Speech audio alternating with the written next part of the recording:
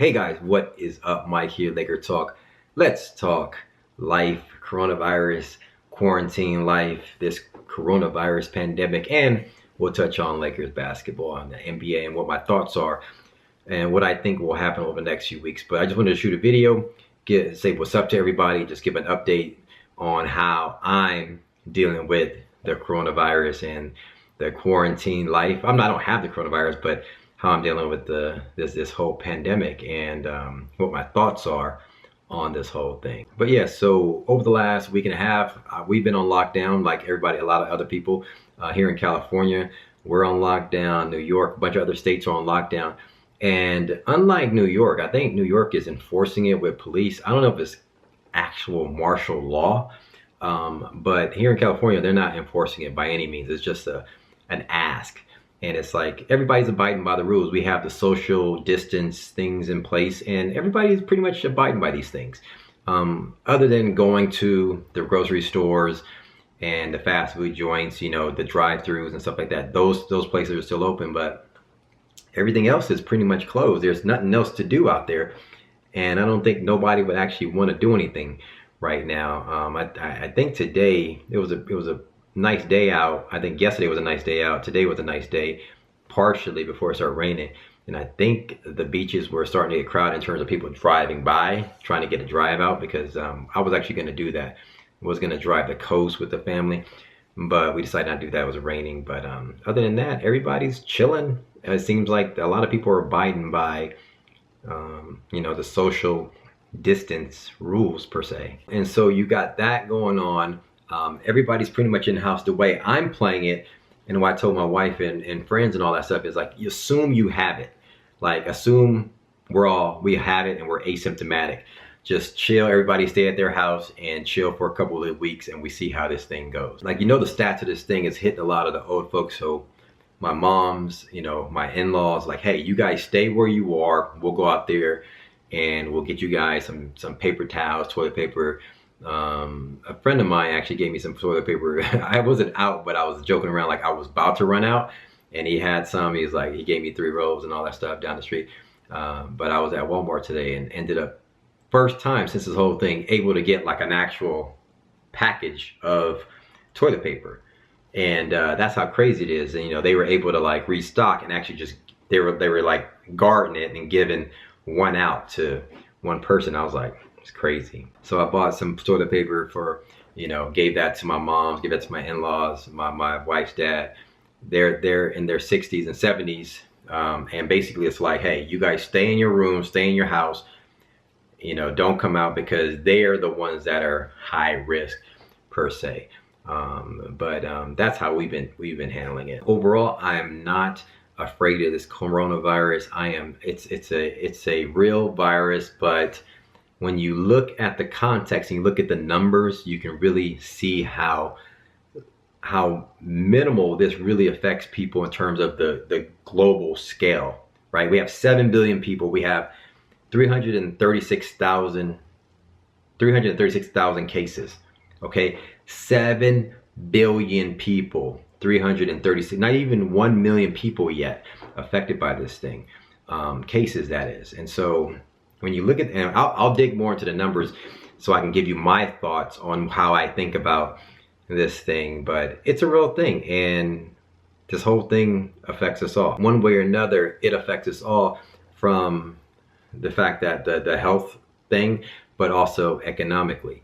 And right now, everybody's out of work. Things are shutting down. The government's shutting everything down, and it's taking a huge hit. The economy is taking a huge hit. You know, the stock's going to take another bigger hit in this week. Over 2 million people filing for unemployment. That's going to rise this upcoming week, and a lot of people are affected by it. And one way or another, no matter what industry you're in, even if it doesn't affect you right now, it's going to be a trickle-down effect, and it will affect you. The way I see it is, it's a blow. It's like a punch to the gut, and you're just going to have to try to man up. You know, you might have to, it might hurt for a month or two, and then I think we're going to recover. You know, I don't want to get too deep into the financial aspect of it, but everybody's going to feel a punch per se, and then we're gonna recover from that punch. We just got to be, hold tight and take that blow. You might miss a payment. You might be short on this. You might be short on that, short on this, short on that. And something's going to come up, but we will get back, in a nice flow, I think, to end off this year. But when it comes to the Lakers, my thoughts haven't really been on, is there a date or so per se that I think we can get back into playing, finishing the season, if that is even the case, or if it goes to the playoffs. I haven't been thinking about that. I've really just been watching the news. I think it all comes down to if they can get these therapeutics out. The therapeutics are that cocktail drug of like that malaria drug and the Z-Pack that actually causes people, they did a short study, and it actually cures this thing within a matter of days, if not, so my hope is if they get and I heard that they're going to start getting these therapeutic drugs out over the next week or so, or a matter of days. Like, it's going to start going in the hands of people who raise their hand and say, hey, I'm willing to take that drug. Like, for example, if I had the coronavirus and I was having respiratory issues and I had it, and they said, would you want to take that drug? I'd be like, yes, give me that cocktail. Z-Pack, which I've had before, which is an antibiotic, and that malaria drug, which causes like stomach ache. They said side effects, stomach aches, nausea, whatever. Give me that drug. I want to see if it works, right? So basically they said next week in New York, because they got about 30% of the cases in the United States, they're going to start getting that drug. And the reason why I'm saying that is when you start hearing, if this thing works and you start hearing people benefiting from this, this is going to start spreading out throughout the country. California, Illinois, like big states that have big, high population of people. These things are going to start going out, and that's when the good news will start happening. And when that comes about, and I foresee if this thing starts working over the next 2 weeks, if we can start hearing cases of this thing potentially working middle of April or the beginning of April, because we got the end of March coming up next week, and then we got the beginning of April. If we see over the next 2 weeks that this potential therapeutic, it's not a vaccine, it's just something that fixes this thing, starts working, now you see, okay, by the end of April, we can see us getting back to our lives, right? People start going back to work. People start stepping out. I think the economy can't even wait that long. I think a matter of 2 weeks and people are going to have to start going back to work. And then they're going to have to continue to fight this thing. That's how I see it. Now, I'm not banking on that, but if the economy has to stay on lockdown over the next few weeks, 3 weeks or so, that's going to put so much of a strain on the economy. But I still think getting this drug out could be hopeful for people to start thinking, like, seeing the light at the end of the tunnel. If these things work, if these therapeutics work over the next couple weeks, you can probably foresee us getting better or being on the tail end of this thing by the end of April, which means you can probably foresee the NBA season coming back sometime in May, and then, if that's the case, I'm all for it. But that's not really my priority right now in the Lakers, but I do have hope that those drugs that they're talking about are going to come out, and it's going to give people hope, and you're going to start seeing people put an end date to some of this stuff, right? People are going to start going back to work. People are going to start going back to restaurants. People are going to start going back to life. You're going to have to, all right? The economy can't take too much. You can't lock down the economy for a month or two, okay? It's impossible. You just can't do that. You're going to have to make a call.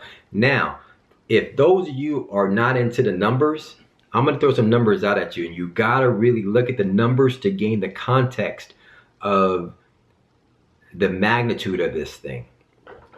Okay, so here's the thing, all right? Here's how I look at it.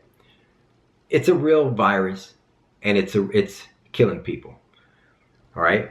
Now, those are facts, but let's look at the context of this. 7 billion people in the world. 7 billion. Right now, there's 336,000. 300. 336,000 cases, okay? In the world, in the globe, 7 billion people, but only 336,000 cases, all right? Of the 7 billion people, only 14,000 people have died, okay? That's actually 4% of the 336,000 cases, 4% of the people die. There's 10,000 people that are critical.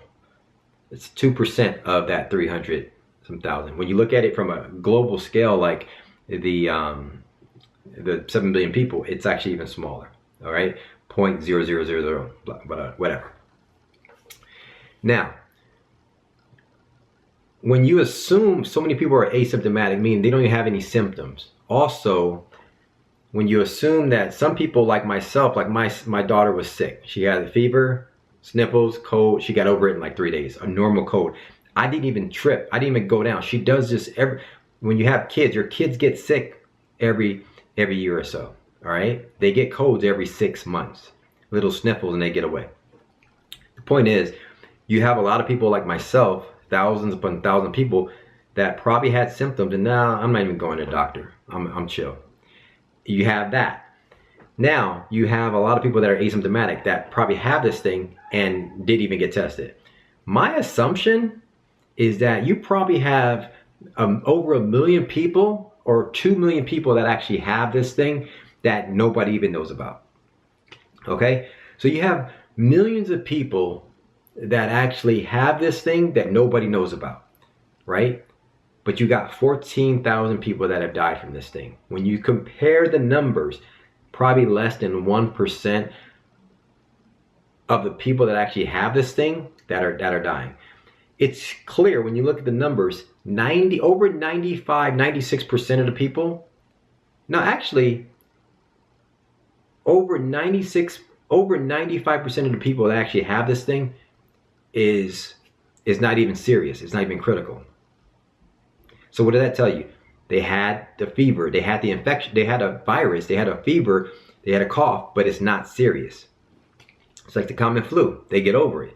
Dayquil, NyQuil, and they just got to get over it, right? They might get an inhaler, puffer, codeine, right? And they recover from it, okay? Over 95% of the people. Of the people that have it, it's probably even not greater than that when you look at when you have millions of people that possibly have this thing. What's my point? My point is, it's so small on the grand scheme of things. You're gonna have to make a decision economically to go back to work at some point and continue to fight this thing, right? Are you gonna have more spread? Possibly, but the more people, my assumption is this thing is not, if we know the numbers, it's not hitting 97% or over 95% of people are not even being affected critically by this thing. They're just being ill. You're gonna have to go back because you're gonna have to chalk it up as, hey, just like the flu, people are getting sick, but we still have to move the economy forward, right? You'll have more people dying if the economy is broken and shut down over 2 months. You'll have more people dying and suffering through poverty if the economy is not rolling again versus this messed up coronavirus thing. Point is, guys, you will see that. I think you're gonna have to get back to work at some point. Unfortunately, you're gonna have to get back. And it's not even, to me, it's not scary to me. It's not scary to me. I foresee that they got so many biotechnology scientists working on this thing. I foresee over the next 2 weeks, these drugs are gonna be in place. These drugs, next 2-3 weeks, these drugs will be New York, California, all over the place. And people are gonna be hitting them up. You need this, you got coronavirus, take this shot, boom, or take this drug, take this whatever through the nose, or however you're gonna implement it, the therapeutics will be out. Now the vaccine does take 12 months and they're gonna speed that up, I'm sure. By the end of the year, some scientists say with the speed of this thing and they're cutting out the red tape, they're gonna have a vaccine by the end of the year. Which everybody's gonna be able to get that vaccine and you're not gonna be dealing with this thing next year.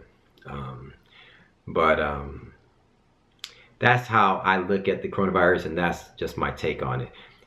As of right now, like everybody else, trying to watch the news, try not to get too caught up in the news, but I am being aware of the numbers and things like that, and I'm just putting it all into context, you know, and then at the same time trying to be productive. Not I'm trying to take the news, but then trying to like get more productive, not just sucked in by, you know, just negative news all the time. Anyway, that's my thoughts, man. Until now, you know, I'll come out another video in the next few days and see how everything is going and give another update. But that's my update of what's been going on, my thoughts and myself for the last week or so. Hit me up in the comments below. Let me know your thoughts. Thanks for commenting, liking, and subscribing. I know a lot of people are affected by this, jobs and stuff like that. You know, I'll touch on that probably in my next video, but hopefully not too many people, not too many of you are affected by it, and you take the punch, and you know we're gonna recover. So my thing is optimism. I know we're gonna recover from this, and things will be back. Anyway, follow me on Twitter and Instagram at Mike Sports LA. I'll holler at you guys next time. Be safe, be blessed. Peace.